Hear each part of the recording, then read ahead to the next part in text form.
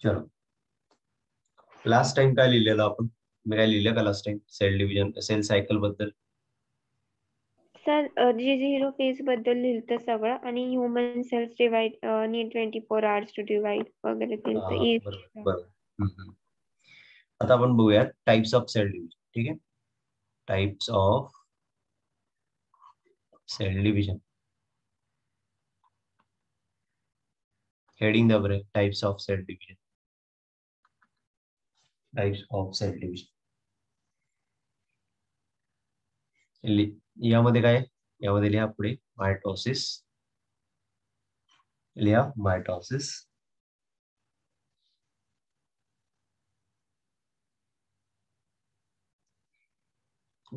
In this type of cell division,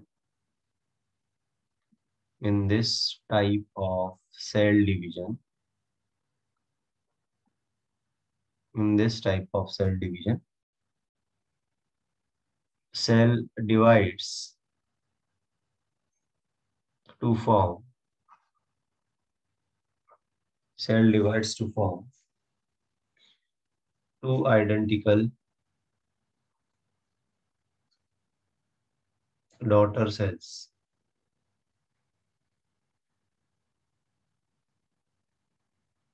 Two identical daughter cells. Identical daughter cells, which are identical to parent cells.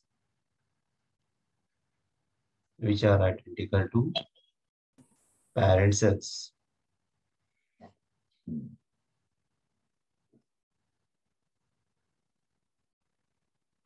Which are identical to parent cells. ठीक है?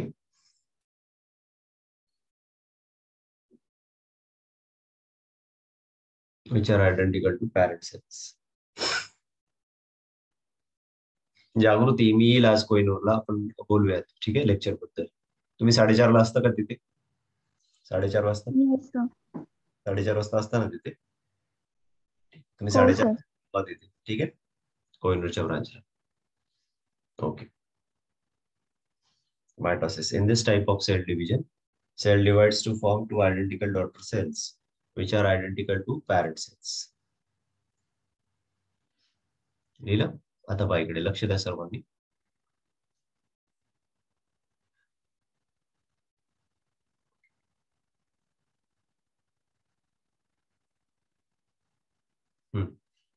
Please pay attention. Suppose ही एक sale आहे, parent sale आहे.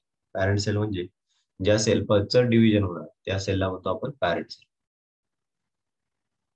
Parent sale म्हणजे अशी sale ज्या सेलचं काय होणार आहे? डिव्हिजन होणार. ही जी पॅरेंट सेल असेल ना, सपोज हिच्याकडे 2 क्रोमोझोम असतील, तर एक क्रोमोझोम जो असतो ना, तो एक मदरकडनं आलेला असेल आणि दुसरा क्रोमोझोम हा फादरकडनं आलेला असेल.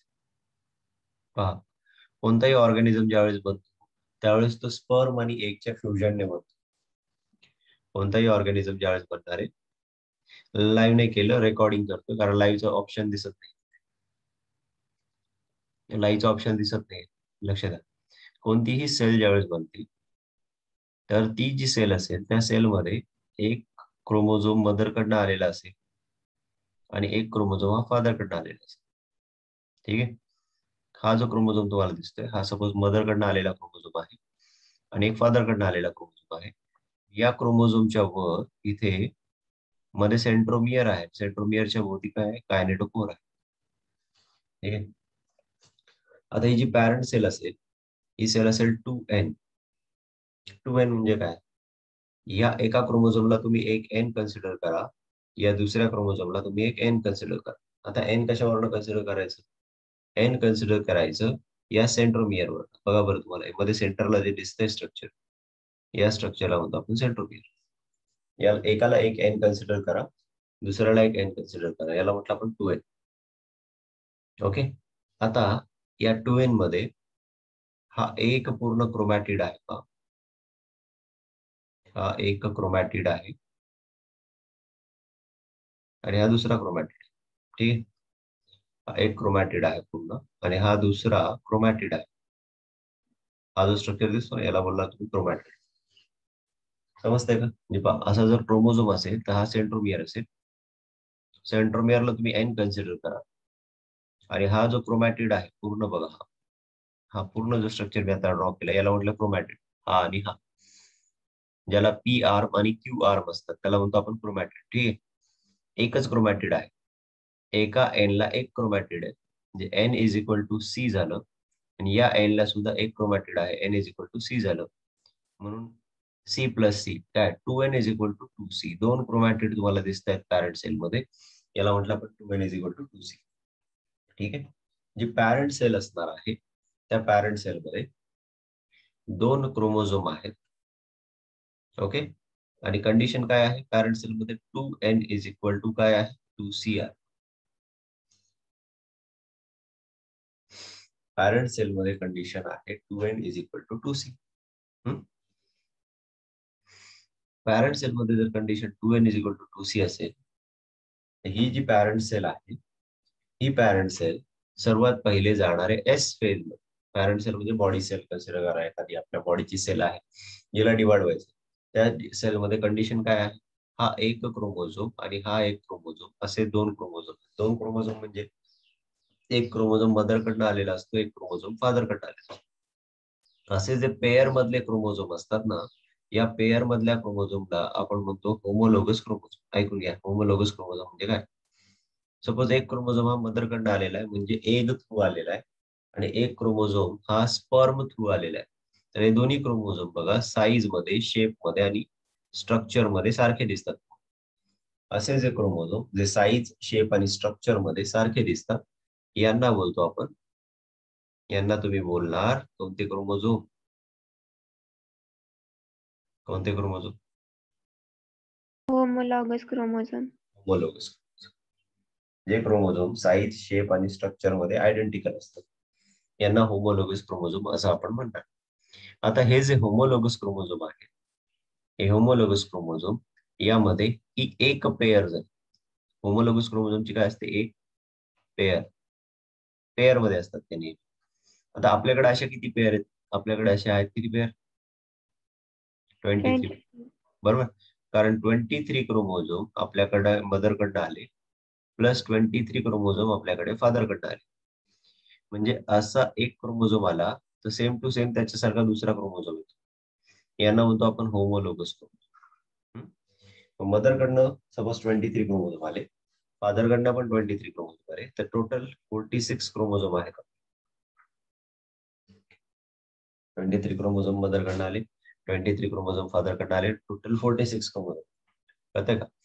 आता पहा, ही जी पॅरेंट सेल असेल, ही पॅरेंट सेल हिच्याकडे कंडिशन काय आहे हे समजून घ्या. 2n is equal to 2c आहे. 2c म्हणजे काय, क्रोमॅटिड. 2n आणि 2c आहे, याला म्हणायचं 2n is equal to 2c.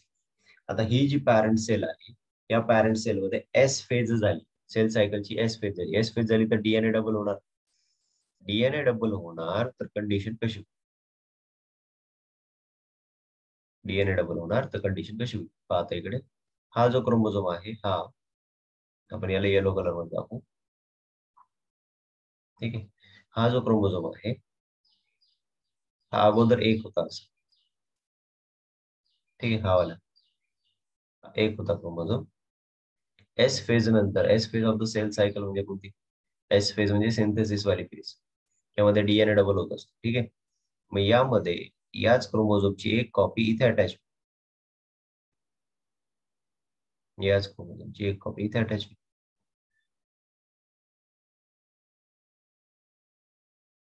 Power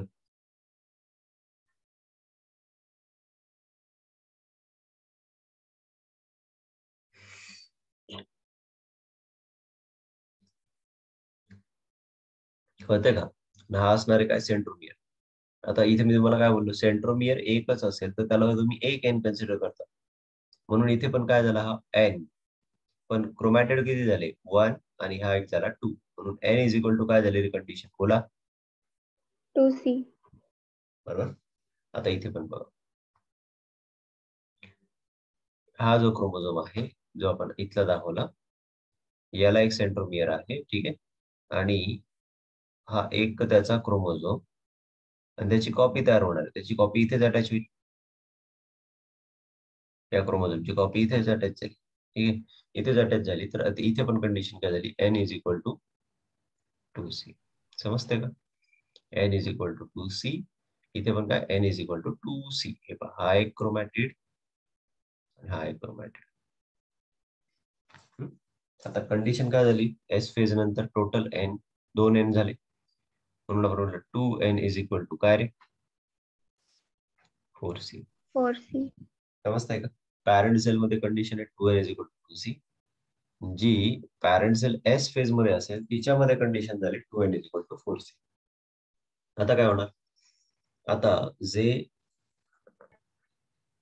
मायक्रोट्युब्युल असतात, मायक्रोट्युब्युल म्हणजे सेंट्रिओल, सेंट्रिओल एका पोलला एक जाणार, दुसऱ्या पोलला दुसरा सेंट्रिओल जाणार. सेंट्रिओल एका पोलला एक जातो म्हणजे एक पेअर जाते बरं का, एका पोलला एक पेअर जाणार ही बघा, आणि दुसऱ्या पोलला दुसरी पेअर जाणार. दोन पोलला दोन पेअर जातात. समजतंय? आणि मग काय होणार, इथे एक मायक्रोट्युब्युल बनणार असा, बरोबर, आणि एक मायक्रोट्युब्युल असा बनणार. यांच्यामध्ये पण मायक्रोट्युब्युल बनले तसे.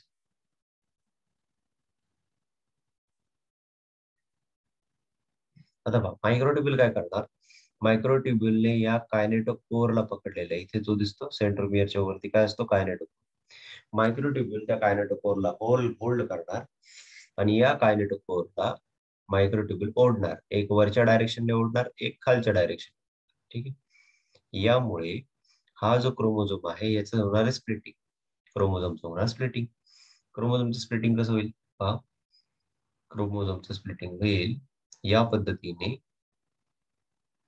की एका सेलमध्ये दोन न्यूक्लियस बनतील. दोन न्यूक्लियस म्हणजे दोन पार्ट होतील. हा जो येलो आहे ना, याचा एक क्रोमोझोम वर जाईल, कारण हा जो सेंट्रोमियर आहे ना याचं स्प्लिटिंग झालं. मायक्रोट्युब्युल जे दाखवले हे मायक्रोट्युब्युल, या मायक्रोट्युब्युलने क्रोमोझोमला ओढलं, एकाने या वरच्या बाजूला ओढलं त्याला,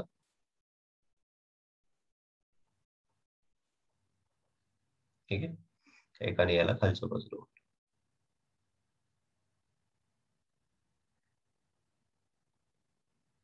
एक गेला वर, एक गेला खाली. तसंच हा सुद्धा डिवाइड होईल, हा सुद्धा वर गेला,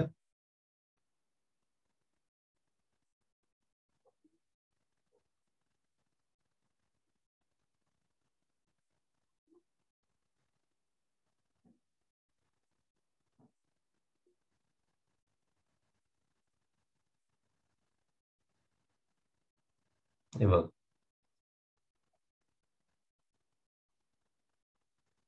झालं. कळतंय का? आता या भोवती एक न्यूक्लिअर मेम्ब्रेन बनेल,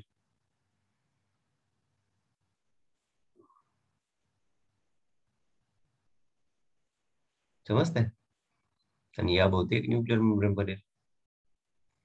बघा बरं, आता बघा, एका सेलमध्ये तुम्हाला दोन न्यूक्लियस दिसतात, आणि त्यानंतर ही सेल जी असेल ते डिवाइड होईल. ही सेल काय होईल, डिवाइड होईल. सेल इथे डिवाइड होईल. सेल इथे डिवाइड होऊन एका सेल पासून दोन सेल बनतील. मग ही एक बनली सेल,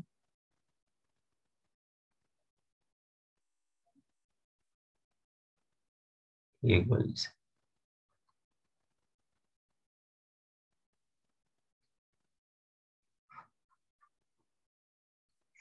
बनल्या दोन सेल, बनल्या, बघा बरं. तर ही पॅरेंट सेल काय होती, यशोदा, पॅरेंट सेल काय होती, 2n is equal to 2c. त्यानंतर Yes. एस फेज झाली, एस फेज झाल्यानंतर 2n इज इक्वल टू काय झालं, 4. 4C.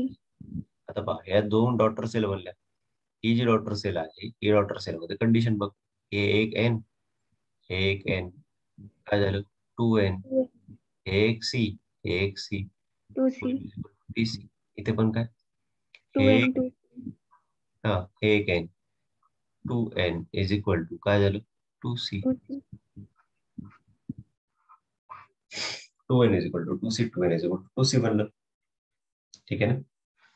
मग आता हे जे दोन सेल बनले ना, या बनल्या कोणत्या cell? Daughter cell. Daughter cells. Daughter cell मध्ये जशी पॅरेंट सेल मध्ये कंडिशन होती 2n is equal to 2c, तशीच कंडिशन बनली 2n is equal to 2c. मग या पूर्ण प्रोसेसला आपण म्हटलं मायटोसिस, कारण पॅरेंट सेल जी होती ती 2n is equal to 2c होती. डॉटर सेल पण 2n is equal to 2c मिळाली. म्हणजे या प्रोसेसमध्ये पॅरेंट सेल डिवाइड होऊन डॉटर सेल बनली आणि दोघांमध्ये have parent cell and daughter cell both have equal chromosome number and content. Okay, म्हणून याला काय म्हटलं आपण? कोणता division? Equational division. Equational division और equal division. Done. Power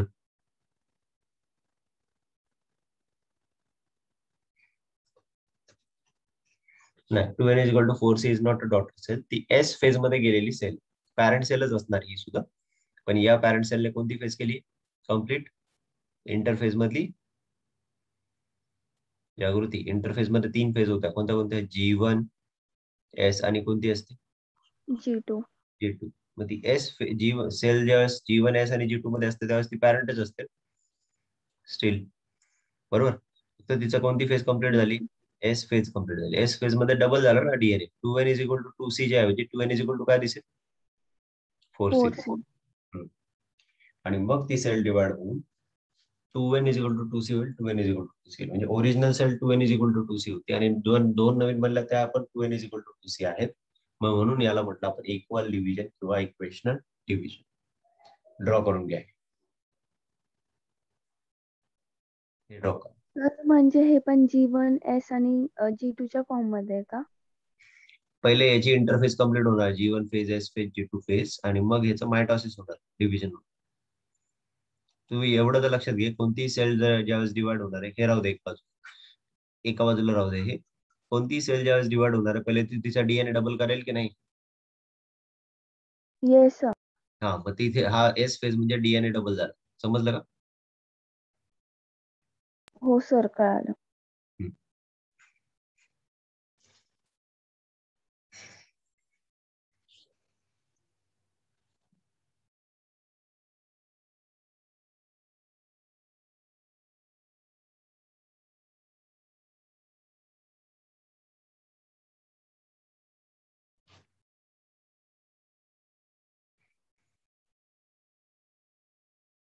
sir ते एकदा स्क्रोल अप करा ना. हम्म.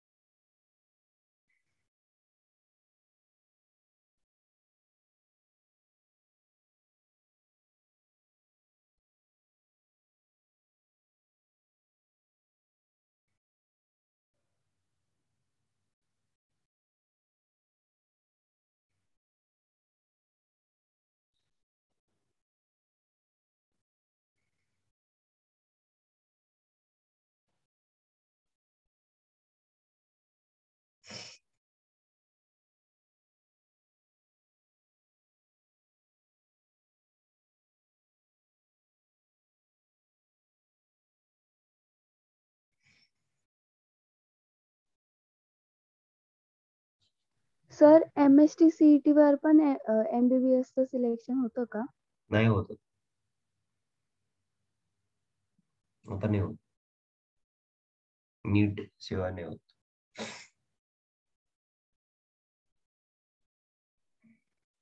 चलो डन झालं का रे? Sir 1 minute.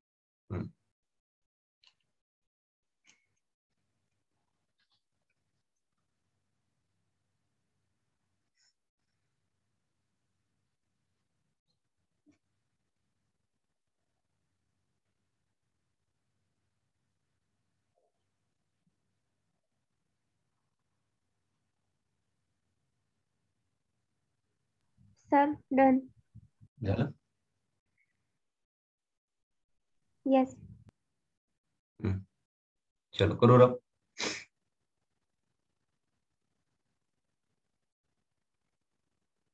आता लक्ष द्या सर्वांनी इकडे.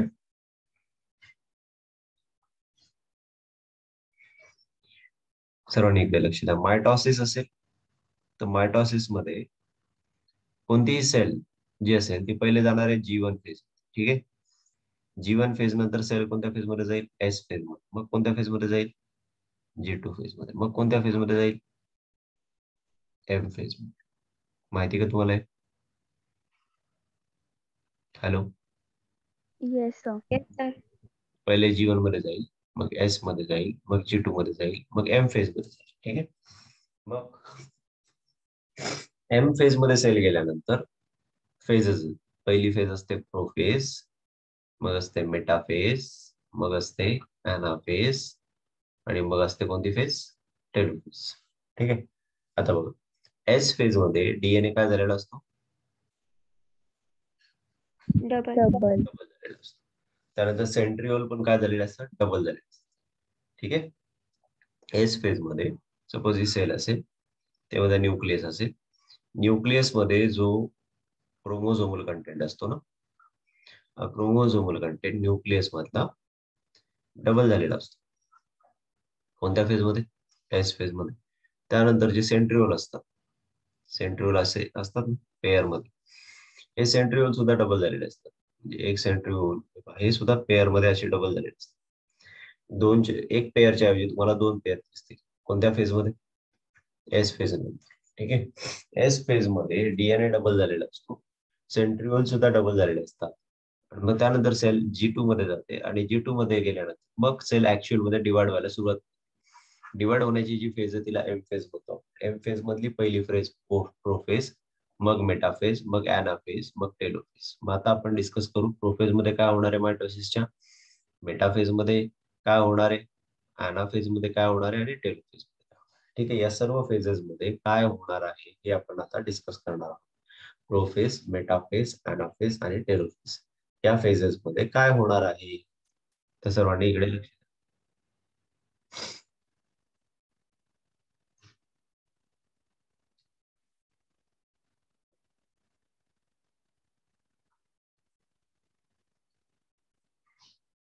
या चॅनलचं सबस्क्रिप्शन संपलेलं आहे वाटतं, त्यामुळे तो 40 मिनिटच दाखवतो.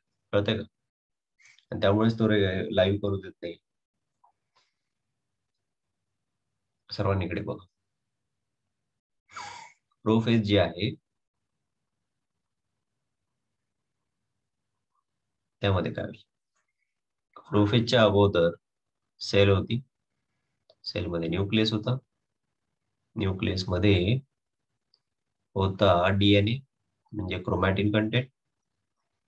डीएनए डबल झालेला आहे, बरोबर. ज्यावेळेस प्रोफेज स्टार्ट होणार आहे ना, त्यावेळेस या डीएनएचं रॅपिंग स्टार्ट होणार आहे. म्हणजेच पहिली प्रोसेस होणार आहे कंडेन्सेशन. काय होणार आहे पहिली प्रोसेस? बोला काय? कंडेन्सेशन ऑफ डीएनए,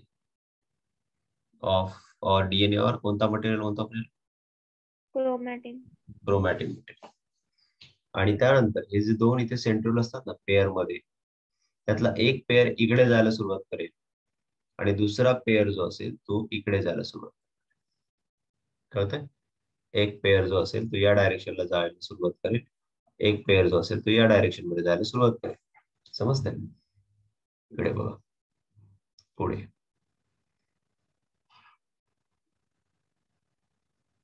काय होईल तुम्हाला ऍक्च्युअल मध्ये काय दिसेल बघा. आता हे जे न्यूक्लिअर मेम्ब्रेन आहे, हे न्यूक्लिअर मेम्ब्रेन अर्ली प्रोफेज मध्ये, मी अर्ली प्रोफेज बद्दल पहिले बोलतो. अर्ली प्रोफेज मध्ये हा जो क्रोमॅटिन मटेरियल आहे हा कंडेन्स व्हायला सुरुवात करेल. कंडेन्स व्हायला सुरुवात करेल म्हणजे तुम्हाला असे लॉंग लॉंग थ्रेड दिसायला लागतील अर्ली प्रोफेज. हे असे लांब लांब थ्रेड दिसेल. ठीक आहे, म्हणजे याचं कंडेन्सेशन चालू आहे, अजून पूर्णपणे रॅपिंग झालंय का नाही, रॅपिंग चालू आहे. असे थ्रेड सारखे स्ट्रक्चर दिसायला लागते. ही कोणती फेज आहे? Early prophase. कोणती फेज आहे? Early prophase. ठीक आहे. आता लेट प्रोफेज मध्ये काय होईल पहा. लेट प्रोफेज मध्ये, आता अर्ली प्रोफेज मध्ये आणखी एक चेंज होईल. काय? हे जे सेंट्रोल मी सांगितलं हे दोन्ही, एक सेंट्रोलची पेअर ही या डायरेक्शनला जायला सुरुवात करेल, एका सेंट्रोलची पेअर ही या डायरेक्शनला सुरुवात करेल. ठीक आहे. सो दोन्ही सेंट्रोलच्या पेअर दोन डायरेक्शनला जाण्यासाठी सुरुवात करतील. आणि आता लेट प्रोफेज मध्ये काय होईल? लेट प्रोफेज मध्ये हा मेम्ब्रेन आहे. ठीक आहे, ही मेम्ब्रेन आहे. मेम्ब्रेनच्या आतले न्यूक्लिअर मेम्ब्रेन अशी डिसॅपियर व्हायला सुरुवात. न्यूक्लिअर मेम्ब्रेन अशी डिसॅपियर व्हायला सुरुवात. बरोबर, न्यूक्लिअर मेम्ब्रेन काय झाली? डिसॅपियर. न्यूक्लिअर मेम्ब्रेन डिसॅपियर व्हायला सुरुवात झाली आणि इथे क्रोमोझोम जे असतील ते क्रोमोझोम तुम्हाला क्लिअरली दिसायला लागतील. हे बस आता दाखवलं होतं मी तुम्हाला. आता बघा कंडिशन इथे n=2c आणि त्याच्या होमोलोगस क्रोमोझोमची कंडिशन कशी? n=2c. आता बघा कंडिशन काय झाली? 2n काय? 2c. 4c झालं ना. आता हे 2 हे n हे n n n 2n हे एक 1c हे एक 1c हे एक 1c हे एक 1c किती झाले टोटल? 4c. समजतंय का? Hello hello. न्यूक्लिअर मेम्ब्रेन डिसॅपियर झाली. दोन जे क्रोमोझोम असतील ते दोन क्रोमोझोम दोन पोलकडे गेले. हा या पोलकडे चाललाय पहा आणि हा या पोलकडे चाललाय. ही झाली लेट प्रोफेज. लेट प्रोफेज मध्ये काय काय झालं बघ. लेट प्रोफेज मध्ये डीएनएचं कंडेन्सेशन झालं, क्रोमॅटिनचं कंडेन्सेशन झालं. दुसरी गोष्ट न्यूक्लिअर मेम्ब्रेन डिसअपियर झाली. ठीक आहे. तिसरी गोष्ट सेंट्रिओल जे असतील ते अपोजिट पोलला जवळ गेले. ठीक आहे. न्यूक्लिअर मेम्ब्रेन डिसअपियर झालं, सेंट्रोझोम स्प्लिट झाला, सेंट्रोझोम मध्ये असलेले सेंट्रिओल ते अपोजिट पोलकडे जात आहेत. कळालं का तुम्हाला? तर हे झालं प्रोफेज मध्ये. ठीक आहे, प्रोफेज मध्ये हे होणार. आता पुढची फेज कोणती आहे? पुढची फेज आहे मेटाफेज. ठीक आहे, पुढची फेज आहे मेटाफेज. मेटाफेज मध्ये काय होईल?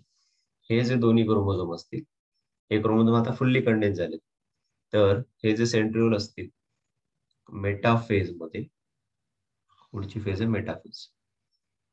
मेटाफेज मध्ये सेंट्रिओल दोन्ही अपोजिट पोलला पोहोचलेले असतील. हाय हाय हाय हाय. सेंट्रिओल दोघेही अपोजिट पोलला पोहोचलेले असतील. त्यांच्यामध्ये मायक्रोट्युब्यूल बनलेले असतील.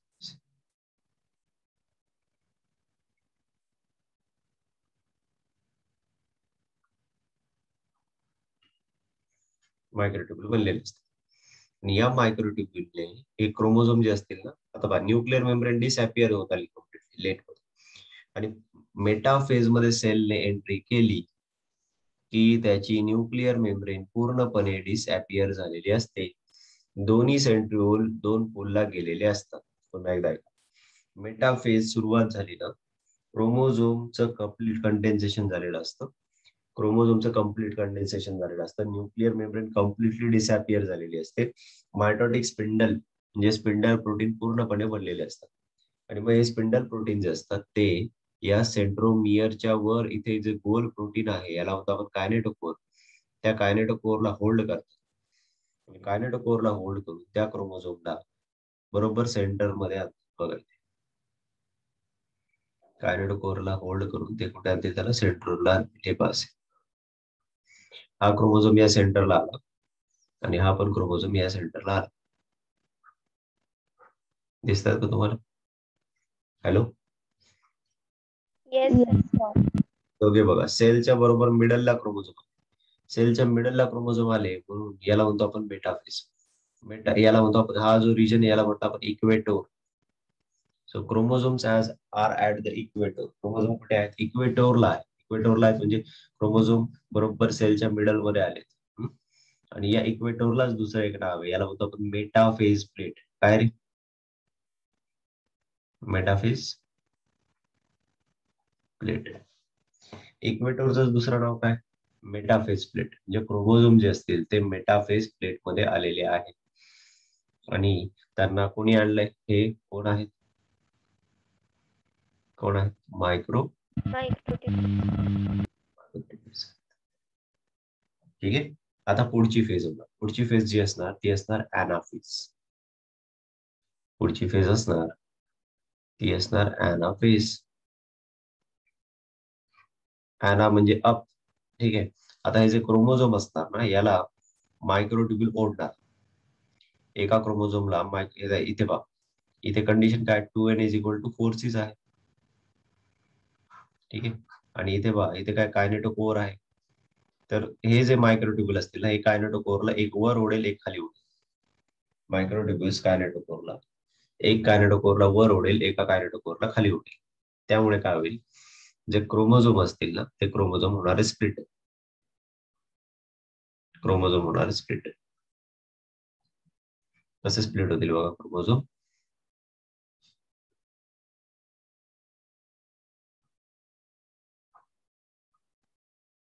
एक जो मायक्रोट्युब्यूल असेल तो या दोघांपैकी एकाला खाली ओढेल, असा. बघा, हे दोघांचं स्प्लिटिंग झालं, हे दोन्ही तुटल्या. तुटल्यानंतर एक जो असेल तो या डायरेक्शनला जाईल वरच्या, आणि एक जो असेल तो खालच्या डायरेक्शन. हे हा मायक्रोट्युब्यूल त्याला वर ओढेल, हा मायक्रोट्युब्यूल त्याला खाली ओढेल. ऍट द सेम टाइम इकडचा जो क्रोमोझोम आहे त्याला सुद्धा एक मायक्रोट्युब्यूल वर ओढेल आणि एक मायक्रोट्युब्यूल खाली ओढेल. बघा, दिसतंय का? Hello, yes. सेंट्रोमियर स्प्लिट झाला. कोणती फेज ही? ऍनाफेज. ऍनाफेज मध्ये सेंट्रोमियर स्प्लिट झाला आणि दोन्ही सेंट्रोमियर दोन